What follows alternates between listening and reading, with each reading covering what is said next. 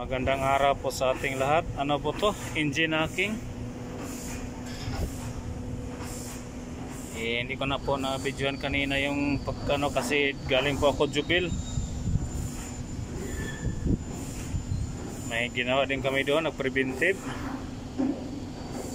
Pero ito po ay ano po to? Engine hacking po to. 1.4C dash to. Mahina po yung oil na pumapasok dito. Maaring ano nito ang sira, yung oil pump hindi gumana kaya nasira yung ano nito, crankshaft sigurado to, crankshaft. Yari ito. Hindi pa gumana na ang oil pump nito.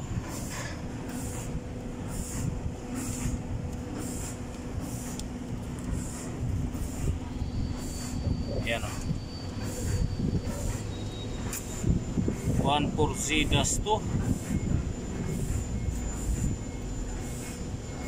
Ito po yung ano niya. Yan. 7FD45.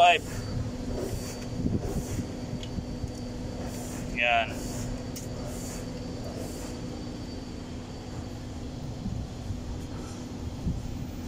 Toyota forklift po to. 3.5 tons. Ito po yung pumapasok sa ano, container. Kaya mahaba po ang fork nito, yan o. Tapos may side, pag-ganon po to. Kaya napansin nyo dito, tatlo po yung lever nya. Yan. Ito po yung para sa swing. Ito yung sa tilt. Ito na po yung sa left. Yan. Kaya tatlo.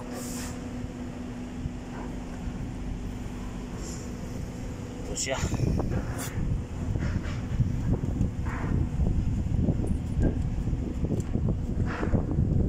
Magandang araw po sa ating lahat. Sana ay pagpalay po tayo ng buong may kapal. God bless us all. Mabuhay po. Yan po. Yung naanaw natin, yung overhaul natin yung nakaraang linggo, andun. Yun. Malapit na po yung matapos. Hinantay lang po namin yung radiator. Yan. Bagong overhaul din yan. Ito. Tapos pinuntrahan na lang din namin yung ano niya, body. Yan. Ito po yung dati sa Jubil branch na yung ang tunog ay napakaingay, yung parang sakaksak. Then naputol po yung ano niya dati, nag-overheat, naputol po yung cylinder head gasket. Ito po yun, overhaul na. Yan o. Kaya yan, pininturahan na rin namin yung ano nito, body. Yan. Kaya para mukhang bago. Yan. Semi-recon na rin to. Yan. Inantay lang namin yung radiator nito. Bago pong hydraulic pump niyan. 8,000 real po yan. Napakamahal yung hydraulic pump na yan. Yan. 8,000 real po yan. Bago na rin po yung ano nito, water pump. Yan. Andito po yung ano niya, counterweight.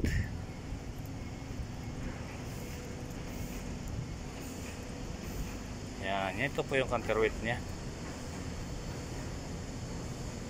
Pininturahan lang namin. Pero lumang-luma na po itong unit na to. Ito po. Luma na po to.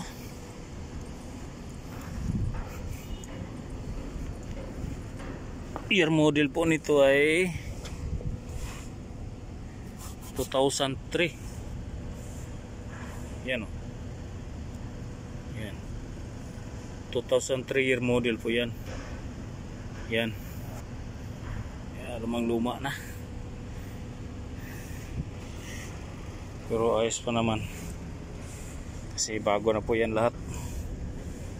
Yung crankshaft niyan undersize 25 yung main bearing, at saka Conrad oversize 25 na po yan. Bago na po ang valve guard nito, pati yung valve bago na po yan lahat. Ito po yung isa, ito naman po yung bumigay, galing po to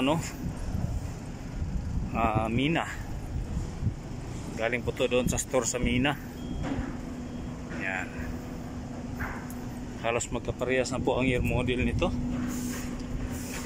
Tingnan natin yung year model. Hindi, mas bago to.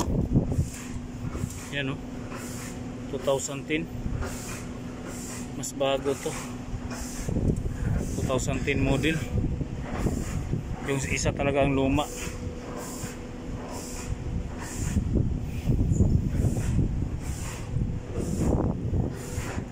Yan. So yun po, mabuhay po kayong lahat. Sana ipagpalain po tayo ng buong may kapal. God bless us all. Gandang araw.